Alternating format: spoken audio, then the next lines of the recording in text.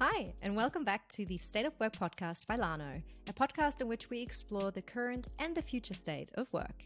In today's episode, I am going to talk to Iwo Szapar, who has been working remotely pretty much for his entire professional career, and he has turned his passion for new work concepts into his actual work.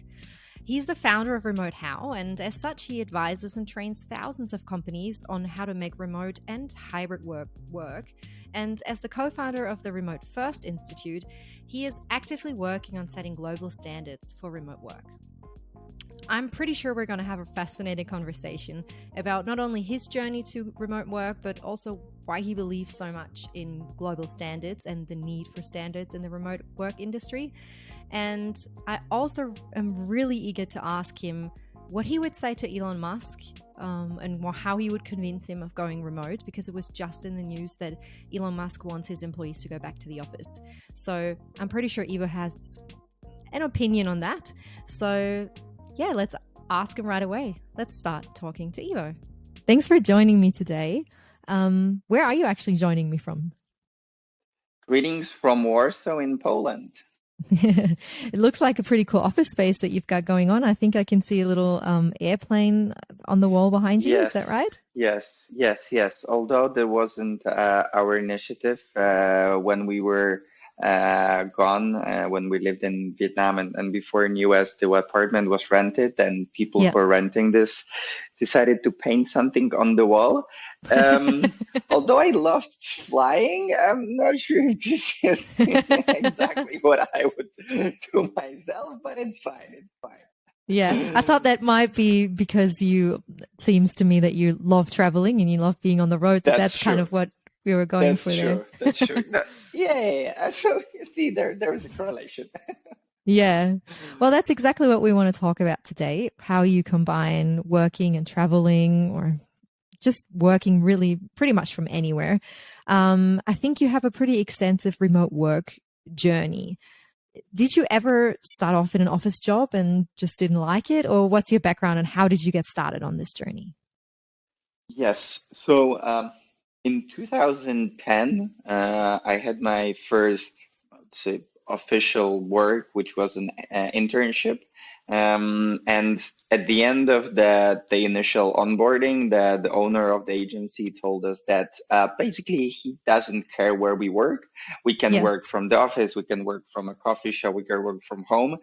We just have a project that needs to be done by the end of the internship. And that was it. So that was kind of like the first moment. Then a year later, when I started my first startup, of course failed. We've been working remotely. I had a co-founder that was like 100 miles from me. So there was the second encounter with remote, and then there was a longer one when I started to work for a German company. I opened their office in Central Eastern Europe. I worked from co-working space, and then we had an office, but actually it was very flexible because my boss was Swiss and he was traveling all the time between Germany and Switzerland. So it was a remote relationship. For us in the office, it was pretty okay. If you were working remotely, you were also able to come to the office. And that was going on and off for a couple of years. And then when we moved to US and the whole idea of Remote How came to me, that was one of the dreams that I had, that maybe it will be really cool if you can truly work from anywhere without being limited to number of days, etc. So yeah, in 2017 started to think about how we can enable people to have the freedom of choice where and when they work. And a year later, we officially launched Remote How, and ever since, since June 2018, when we had the first commercial project, Remote Future Summit, fully remote working. Currently, we worked in the last 4 years from 17 different countries and lived for more than a month in 10 plus. So yeah, we are preaching and we're doing what we are preaching around remote first stuff. Yeah, that's kind of what is the reason why we wanted to talk to you today, to get your insight of, because there's a lot of people who enjoy working remotely, but you've kind of taken it a step further and decided to become an advocate for this way of working. Can you tell us a bit about what it is that you like so much about working remotely and the possibilities that come with it? Yeah, so I think the most important thing is that gives you the opportunity to take more control of your life. Yeah. Because in most cases, it's the life is driven by work, and then there is everything around it. And here you can shift this, and then starting from this shift, there is a number of small or larger changes that can happen to your life. So I think this is the from the like personal perspective. I guess this is a huge one. It can help allow you to spend more time with your family. It can help you have more time for your hobbies. It can help you with your overall well-being, right? Although on contrary, it can also affect your well-being if you're working too much and you're constantly online, etc. So Yeah. you also need to know how to do it right. Yeah. Then from the company perspective, um, we've been talking about the big changes and either from the diversity and inclusion perspective or creating more sustainable businesses, Yeah. creating equal opportunities for people all over the world, etc. And remote work is this common denominator that enables companies to be more diverse, more inclusive, to create equal opportunity for more people than just in the area around them, to provide better well-being opportunities for their people, and to truly focus on the culture of the company instead of just pretending that the culture exists. There are Yeah. cool phrases on your company website, but then the reality is completely different, right? So Yeah. it's like a perfect reality check for companies. So it's not just PR. Then on the other front, what's really exciting about remote work, which is still and pretty unknown areas, is how it can positively impact the environment Hmm. if we do remote work right. So that's also an interesting angle. Um, and just in general, it disrupts the way how we live and work, and that's why it's so exciting because it's such a humongous change. Yeah. Back in the days when we started, we've never envisioned that over the night the whole world will start work remotely. Yeah. It was more of a niche that is growing, that we knew that it will be growing because of the expectations from the workforce, especially younger generations, Gen Z, etc. But we never thought that it will explode this way. So right now, it's extremely important that we help to create work environments that where this type of work is simply sustainable. Yeah.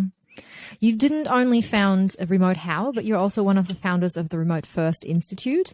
And with that, you were dedicated to create global standards to make remote work processes a bit more easy to implement. What are these standards that you need as a company who maybe wants to start implementing remote work policies? Yes, sure. That's a very good question. That's basically something that we've been doing as Remote How for years, and we had like over 2,000 companies that came to us, and we work on different projects with them, either like consulting support or training support.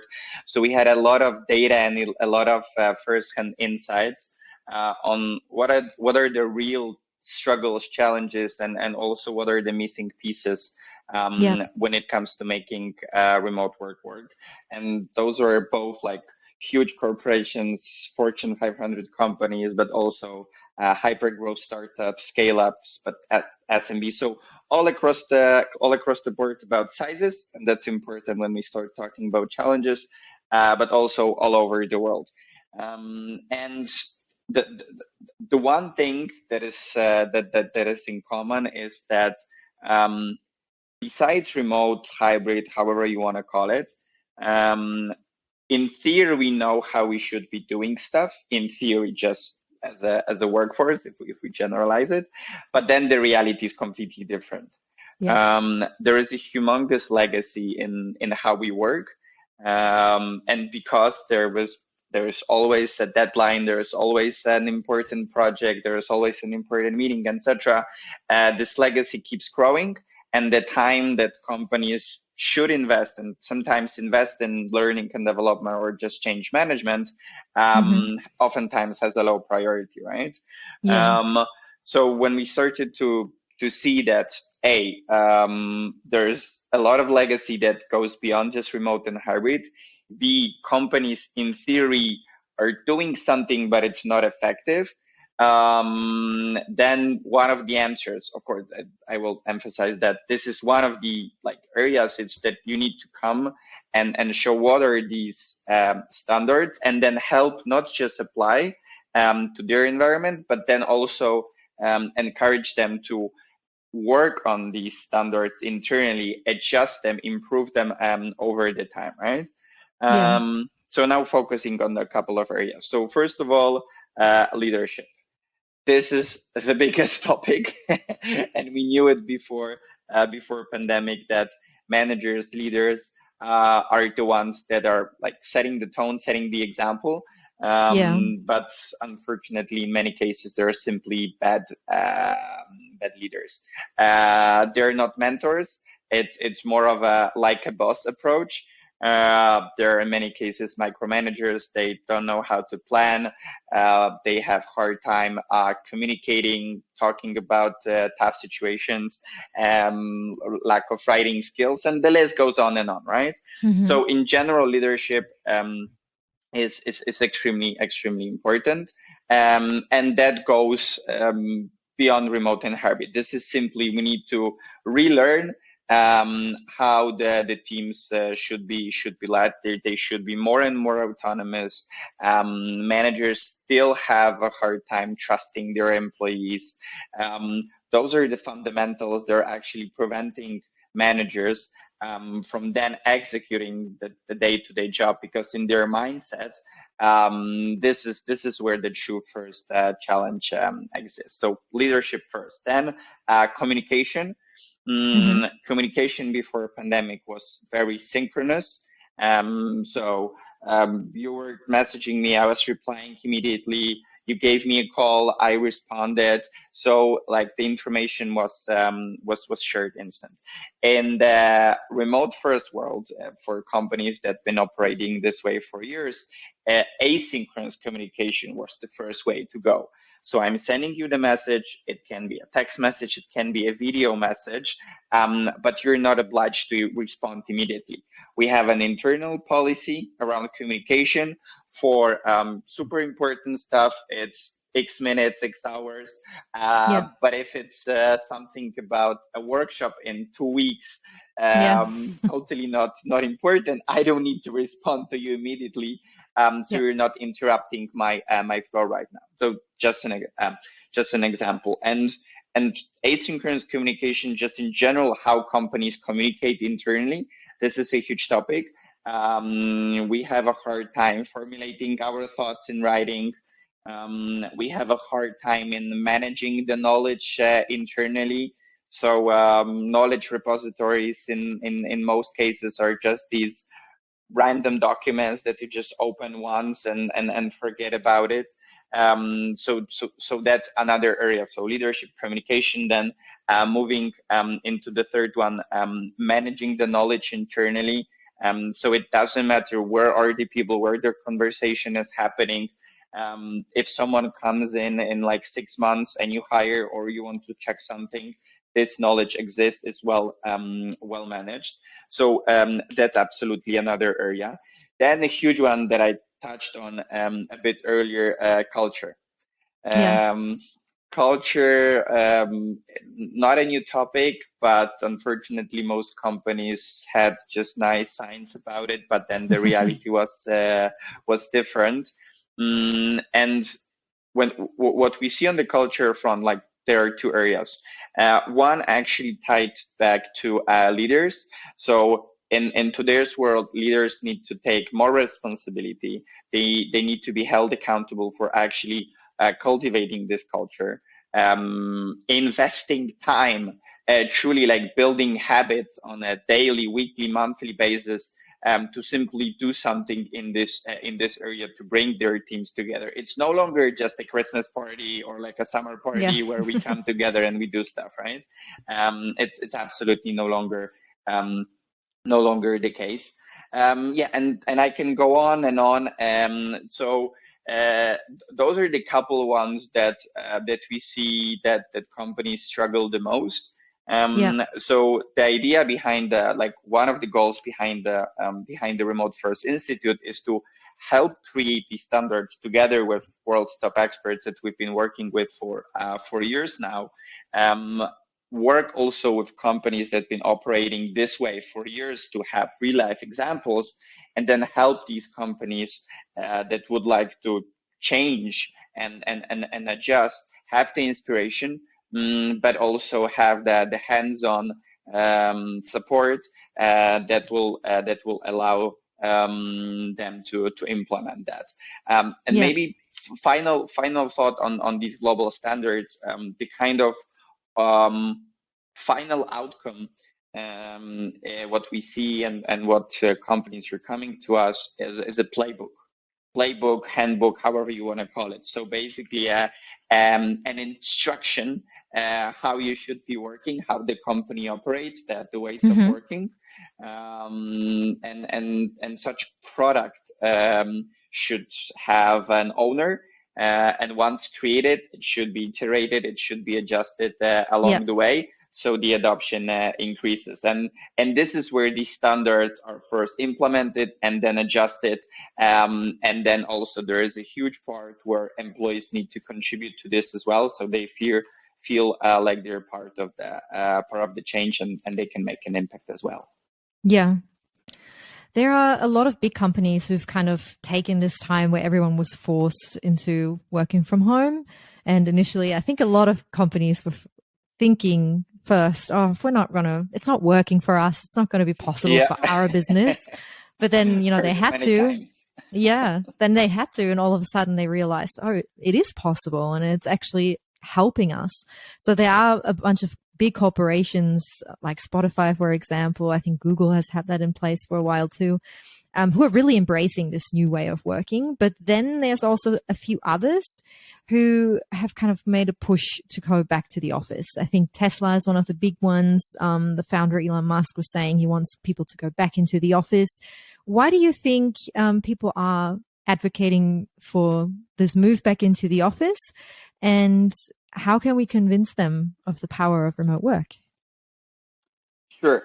So with Tesla, this is actually a very good example because Elon is a very smart guy. And when he made this announcement, a couple of days later, there was an information that there will be layoffs in Tesla and there will be downsizing their stuff. So that was a preliminary signal that, hey, if you're not happy here and if you would like to work remotely, maybe you should look for another job, and then layoffs are coming, right? So that was Mm, more of a strategy. Um, because, like I said, he's smart, so he absolutely knows that the work can be done from anywhere, and he's also working remotely. yeah. So that's a kind of a different story. But looking at the companies that are still fighting to go back to the reality from like March 2020 or like Hmm. February 2020, there's no way of going back. Simply, so many people tried it, and Hmm. most people see a value how it can positively impact their own lives. And I'm not just talking about the ability to travel, right? Actually a tiny percentage, right? I'm more talking about the people that don't need to be stuck in traffic for like 1 or 2 hours every day. Yeah. I'm talking about the people that can get a job living in a small city or a village and work for a company somewhere else without the need to relocate, right? I'm talking about people that can finally spend more time with their children because they're not wasting so much time, for example, commuting, right? And the list goes Yeah. on and on. So Yeah, it's even just people, making sure that you cater to your own personal preference of how you like to yes, work, right? Like yes, I'm yes, way more productive in the mornings, and then I have this like really like after lunch kind of deep spot, and I'll just tend to like exactly, hang out. I have a really, yes, really long lunch break, and then I'm a productive yes. again kind of in the evening. And I can determine that myself because there's no one telling me, no, you need to be productive and give your best work from 9 to 5. And if you can't fit your style of working to that, then you're not good enough. So Oh that yeah, alone is a and big reason. yes, and in the 9 to 5 culture, you will be just wasting 2 hours. I mean, wasting like you would be doing your thing, you're just recovering, resting, but your employer Yeah. would be. So Yeah. it's insane, right? Um, One important point that we should mention here is that there are people who like working from the office, and this is absolutely totally fine. But as long as they have a choice. So we're not forcing people to do one of the two. Yeah. We create the office that it's remote first friendly, and then it doesn't matter where you work. You can work from the office, from home, from co-working, from basically anywhere. We really care about the outcome, and we really care that you're feeling good every morning opening your laptop, right? Um, so, kind of circling back, there are many reasons why people love it and will continue to do so. If you look at the aspect of freelancing and consulting, self-employed, like that exploded in 2020, was already a big trend.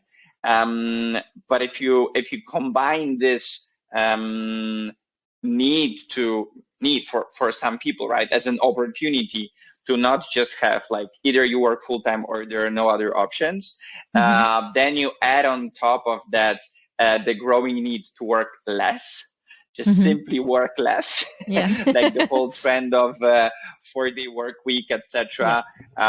We're still very, very early days of this.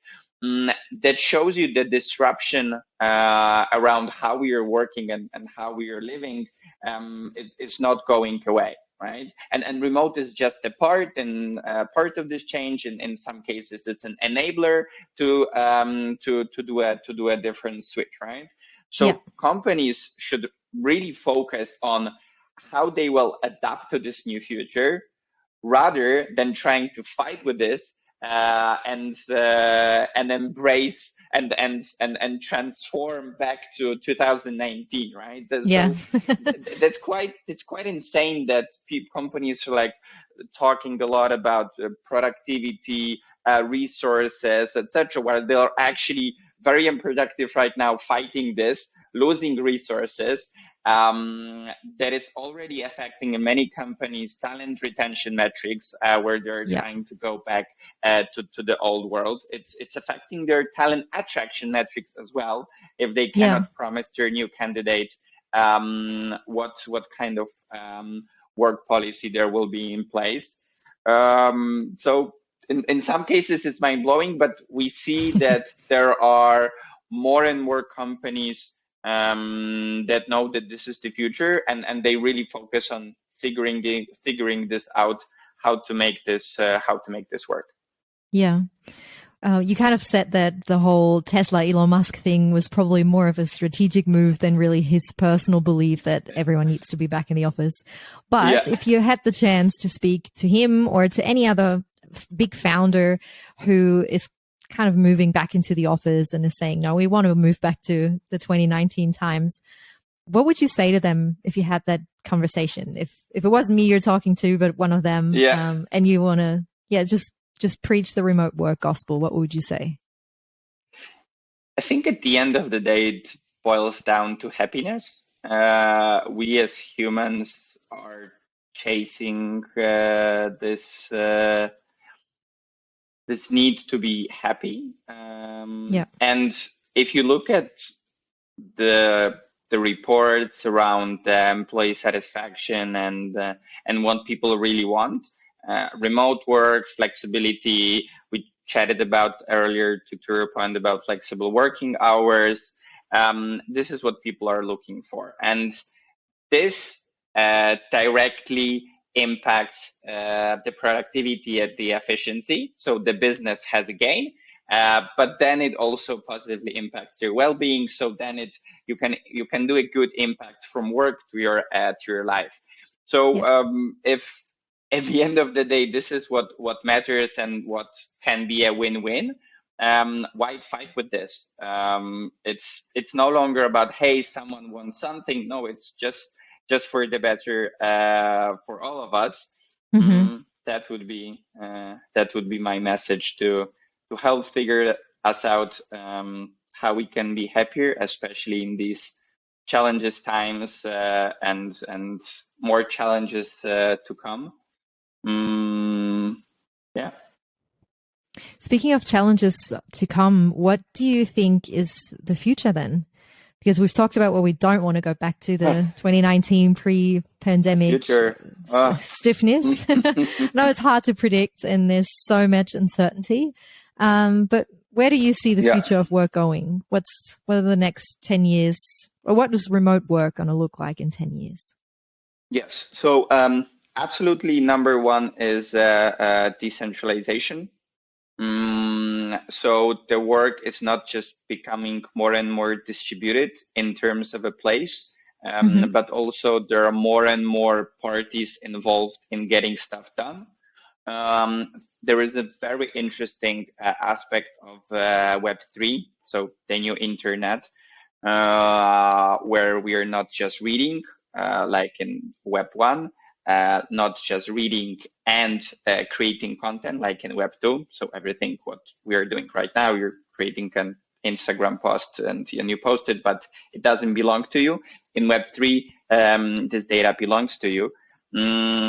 Just as a super short overview, if someone is not into Web3, and it's we're forgetting about the crypto part of Web3, but what's really interesting is happening around DAOs.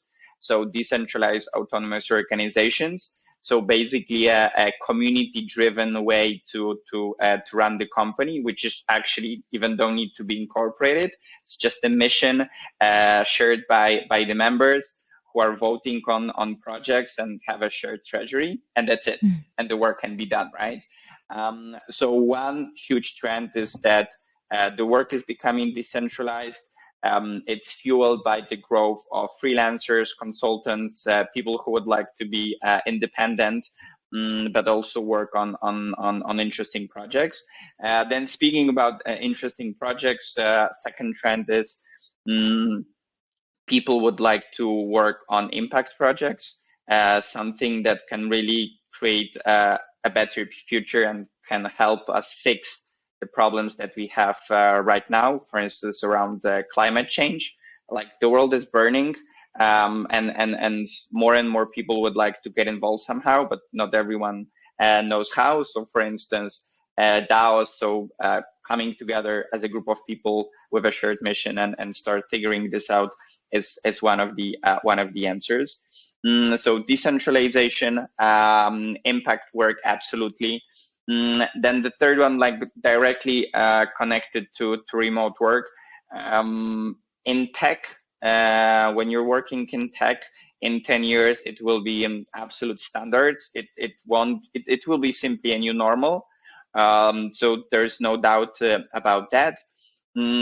Offices, they will still exist, just at a smaller scale and with an adjusted format. There will be more used for meetings, collaboration, team integration, rather than just for coming and getting the work done, because that can be done anywhere. Same as collaboration workshops, etc. But just from time to time, some companies will choose to still keep these offices, and have their people to come in.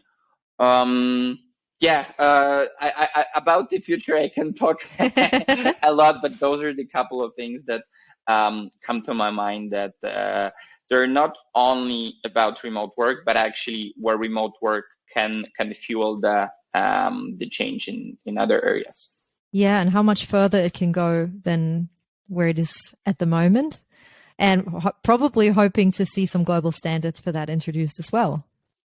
Yes, absolutely. And we really need to take into consideration different cultures, different ways of working, different communication style, etc.